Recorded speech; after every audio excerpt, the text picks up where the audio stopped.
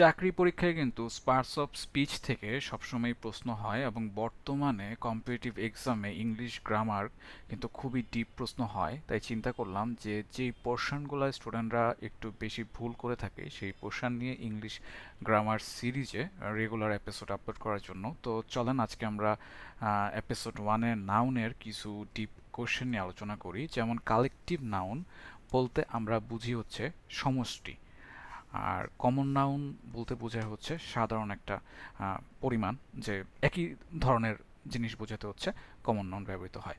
এখন আর্মি কিংবা হচ্ছে টিম, হ্যাঁ, এটা হচ্ছে কালেকটিভ নাউন। এখন কিন্তু এরকম প্রশ্ন আসে না যে আর্মি এটা কোন নাউন বা টিম এটা কোন নাউন। এখন যদি এরকম প্রশ্ন আসে যে the armies of the allies came in time বা 12 teams will participate in the tournament, তো এইখানে আর্মিস বা টিমস এটা কোন নাউন।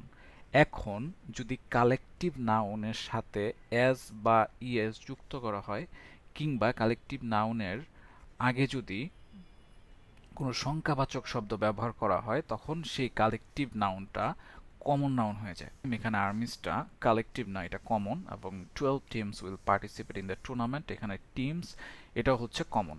তো এই পোর্শনটা খেয়াল রাখতে হবে, এই জায়গাটা যেন ভুল না হয়। এবার আমরা দেখব যে same word but different noun এটা কিভাবে ইউজ হয়। যেমন he feeds his poultry every day, আর এটা হচ্ছে হি ইটস পোলট্রি এভরিডে। তো হি ফিডস পোলট্রি যেটা বোঝায় এটা কিন্তু কালেকটিভ বোঝাচ্ছে, এটা কালেকটিভ নাউন। আর হি ইটস পোলট্রি এভরিডে, সে যেটা খাচ্ছে, খাওয়া যদি বোঝায় তাহলে এটা কিন্তু তাহলে ম্যাটেরিয়াল নাউন হয়ে যাবে।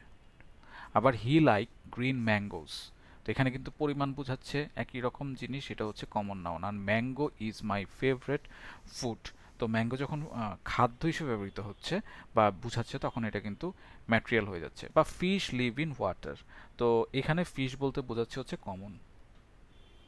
আবার যখন ফিশ ফুড হিসেবে ইউজ হবে তখন কিন্তু এটা হয়ে যাবে ম্যাটেরিয়াল। তার মানে fish is good for health, এটা হচ্ছে ম্যাটেরিয়াল। তো সেম ওয়ার্ডই দেখতেছেন ডিফারেন্ট সেন্সে ডিফারেন্ট নাউন হিসেবে ইউজ হয়। তো এই পোর্শনটা খেয়াল রাখতে হবে, এই জায়গায় যেন ভুল না হয়। সো আজকে এই পর্যন্তই, সবার জন্য শুভকামনা জানিয়ে আমি আমার ক্লাস শেষ করছি।